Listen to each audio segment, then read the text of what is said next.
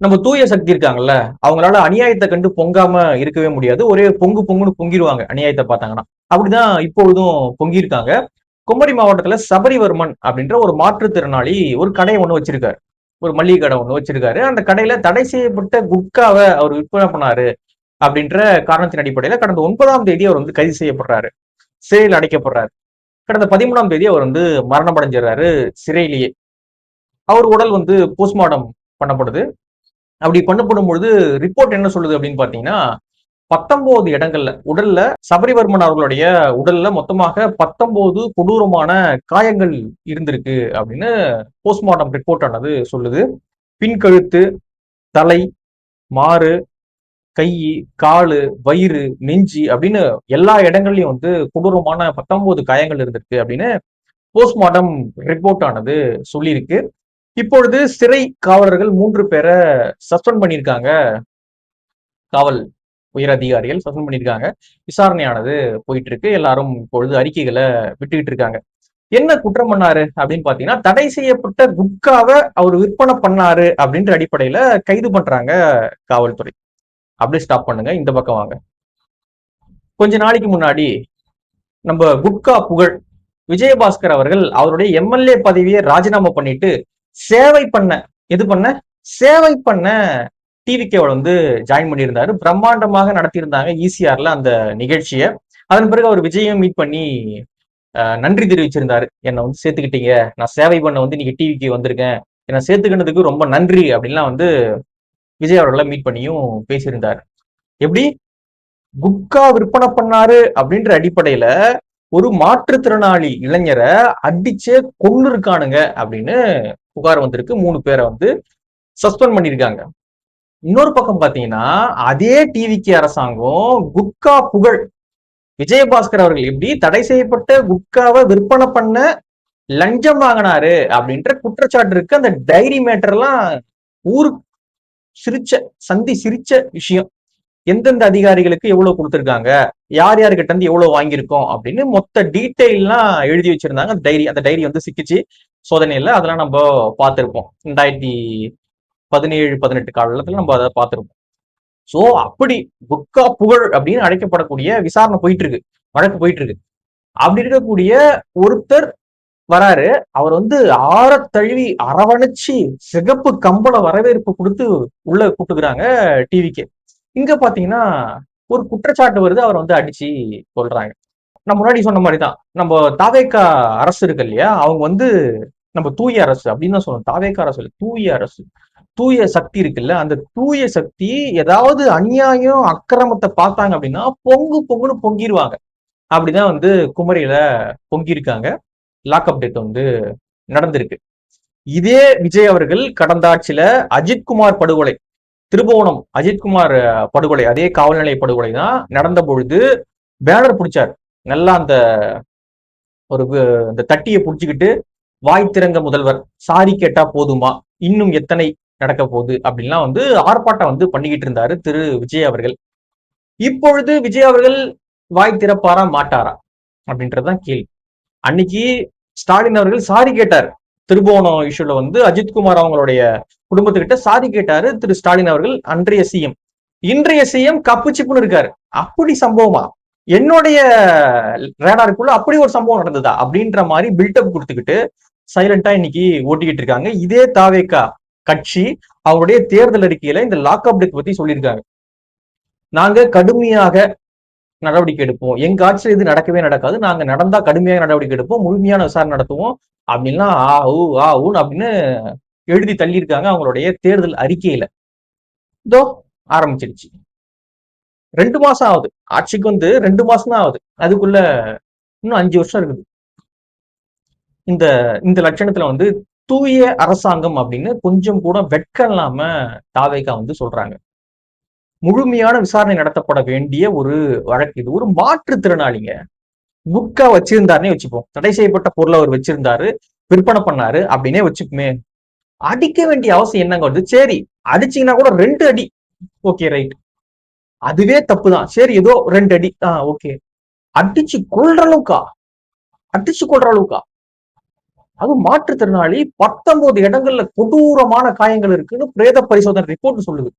பின் மண்டையில, பின் கழுத்துல, மார்ல எட்டி உதைச்சிருக்காங்க போல, பெரிய காயம் ஒண்ணு இருக்கா மார்ல, வயித்துல, கால்ல, கையில, பின்னாடி முதுகுலன்னு எல்லா இடத்துலயும் அடிச்சிருக்கானுங்க. அடிச்சு சித்திரவதை பண்ணி அந்த ஆளை வந்து கொண்டு சபரி வருமன் அப்படின்ற அந்த ஆளை வந்து கொண்டு இருக்காங்க அப்படின்னு புகார். அவங்க வீட்டுல கதறி எழுவுறாங்க. இன்னைக்கு வந்து கனிமொழி அவர்கள் போய் பார்த்திருக்காங்க. சீமான் அவர்கள் அறிக்கை விட்டிருக்காரு. எதிர்கட்சி தலைவர் உதயநிதி அவர்கள் அறிக்கை விட்டிருக்காங்க. எல்லாரும் இப்போ பேசிக்கிட்டு இருக்காங்க. என்ன ஒரு அக்கிரமம் 2 மாசத்துல, வந்த 2 மாசத்துல வாய் கீழியே பேசுனாங்க. போன ஆட்சியில நாங்க வந்தா பண்ண மாட்டோம். இதோ 2 மாசத்துலயே வந்து நடக்க ஆரம்பிச்சிருக்கு. இவங்களுடைய சொல் ஒண்ணும் செயல் ஒண்ணுமா இருக்கு அப்படின்றதுக்கு இதெல்லாம் ஒரு எடுத்துக்காட்டு. 2வது எடுத்துக்காட்டு என்ன அப்படின்னு பாத்தீங்கன்னா, நாங்க தூய சக்தி நாங்க லஞ்சம் வாங்க மாட்டோம், வாங்கினவங்களையும் விட மாட்டோம் அப்படிலாம் வந்து வசனம் பேசிக்கிட்டு இருந்தாங்க சட்டப்பேரவையில. சோ இன்னைக்கு செங்கல்பட்டு மாவட்டத்துல மாம்பாக்கம் ஊராட்சி மன்ற தலைவர், தாவேகா கட்சியினுடைய ஊராட்சி மன்ற தலைவர் வீரா என்கிற வீராசாமி, நல்ல பேர், வீரா என்கிற வீராசாமி, அவர் வந்து லஞ்சம் வாங்கியிருக்காரு. எவ்வளவு அப்படின்னு பாத்தீங்கன்னா கிட்டத்தட்ட ஒரு 1,50,000 ரூபாய் வாங்கியிருக்காரு.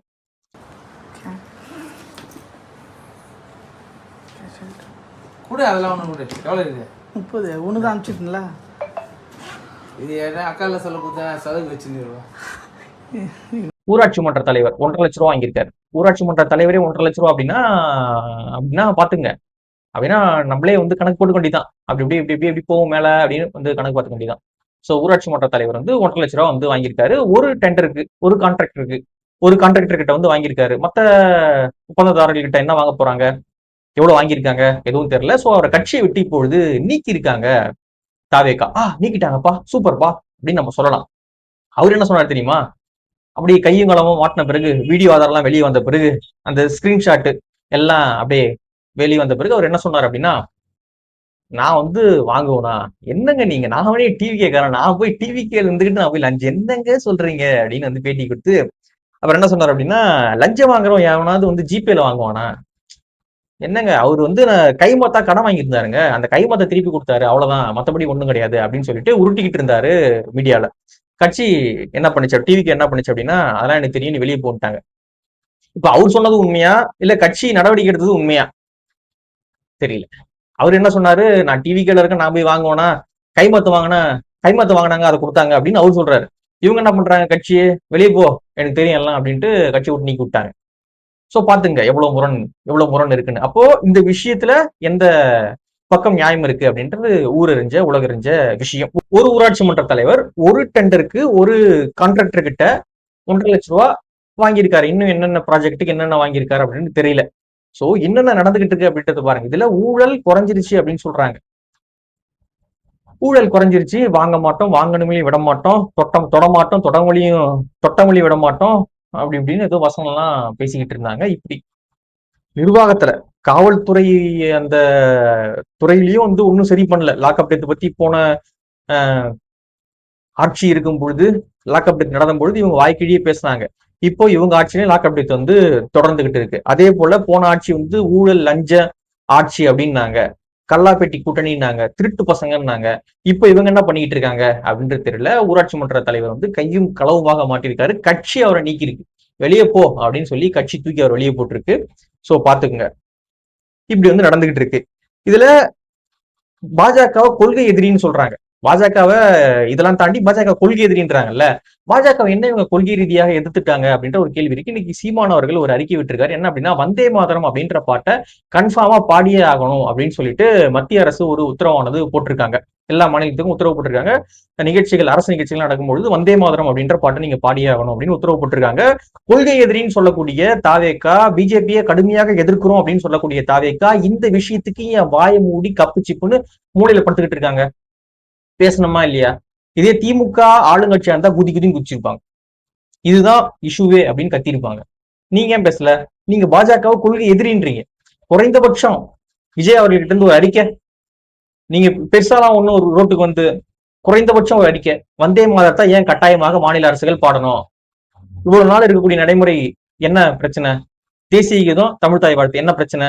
தமிழ் தாய் வாழ்த்து, தேசிய கீதம் என்ன பிரச்சனை? முடிச்சுட்டு போக வேண்டியதுதானே, ஏன் வந்தே மாதரம் அப்படின்னு கேட்க கொள்கை எதிரின்னு சொல்லக்கூடிய விஜய் அவர்களுக்கு தைரியம் இல்லை அப்படின்னு சொல்லலாம். பாருங்க இவங்களுடைய நடவடிக்கையை பாருங்க. நம்ம வந்து பெருசா ஒன்னும் கேட்கலங்க. இவங்களுடைய நடவடிக்கை ஒன்னா இருக்கு, இவங்க சொன்னது ஒன்னா இருக்கு, இவங்க பேசுனது ஒன்னா இருக்கு, இப்போ ஆட்சியில இவங்க பண்றது ஒன்னா இருக்கு. சோ இதுதான் நம்ம கேட்கணும். இதை கேட்டா நம்மள வந்து என்ன சொல்றான், அவங்ககிட்ட காசு வாங்கிட்டான், இவங்கிட்ட காசு வாங்கிட்டான், தயவு செய்து எவங்கிட்டன்னு சொல்லுங்கடா, போய் வாங்கிக்கிறோம். இவங்கிட்ட வாங்கிட்டான், அவன் திமுக கைக்கூலி, அவன் கைக்கூலி அப்படின்னு கேட்ட கேள்விக்கு பதில் சொல்லு. கொள்கை எதிரின்ற எண்ணத்தை எதிர்த்த வந்தே மாதத்தை கட்டாயம் பாடணும்ன்ற மத்திய அரசு ஒன்னும் காணும், கப்புச்சிப்பு படுத்துட்டீங்க. லாக்அப் டெத்த போன ஆட்சியில நீங்க கடுமையாக எதிர்த்தீங்க, இந்த ஆட்சியிலும் கன்டினியூ ஆகுது. என்ன வாய் திறந்தீங்களா? ஒண்ணும் கிடையாது, கப்புச்சிப்புன்னு படுத்துட்டு இருக்கீங்க. ஊழல் இருக்காதுன்னு நீங்க தொடமாட்டோம், தொடமொழியும் விடமாட்டோம், தொட்டமொழியும் விடமாட்டோம், அந்த விடமாட்டோம், இந்த விடமாட்டோம். நீங்க இப்போ உங்க ஆட்களே வாங்கிட்டு தான் இருக்காங்க. வீடியோ எல்லா ஆதாரம் ரிலீஸ் ஆகுது, நீங்களே கட்சி விட்டு நீக்கிறீங்க.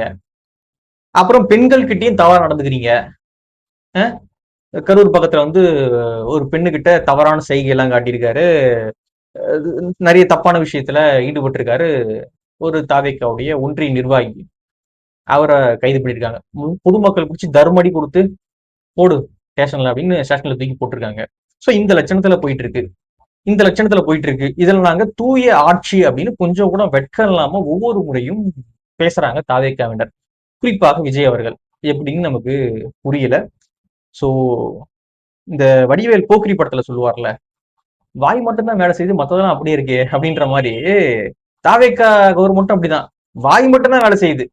அதை பண்ணிடுவோம், இதை பண்ணிடுவோம், தலைகீழ புரட்டிடுவோம், புரட்சி நடத்த போறோம் அப்படின்னு வாய்க்கிழிய பேசுறாங்களே தவிர செயல்ல என்ன இருக்கு, மெட்டீரியல் என்ன இருக்கு, எவிடன்ஸ் என்ன, எப்ப ரெக்கார்டுப்பா இது ஏதோ பண்ணிருக்காங்க, என்ன ரெக்கார்டு இருக்கு, நீ என்னப்பா பேசிக்கிட்டு இருக்கு அப்படின்னு சொல்லலாம். அப்படி எதனா செஞ்சுட்டு நீங்க பேசுனீங்கன்னா பரவாயில்ல, பேசிக்கிட்டே இருக்காங்களே தவிர ஒன்னும் செய்ய மாட்டாங்க. ஒண்ணுமே வந்து பிராக்டிக்கலா அவங்க நடந்த மாதிரி தெரியல. ஏதாவது நடந்திருக்குப்பா, இது நடந்திருக்குப்பா, போயிட்டு இருக்குப்பா, என்னப்பா நீ பேசிட்டு இருக்க அப்படின்னு நம்ம சொல்லலாம். இதுல தூய சக்தி அப்படின்னு ஒவ்வொரு முறையும் வாய்க்கிழியாம பேச வேண்டியது. கொஞ்சமாச்சு செயல்ல காட்டுங்க. சோ உங்களுடைய பார்வை என்ன அப்படின்றத கீழே கமெண்ட்ல பதிவு பண்ணுங்க. நன்றி.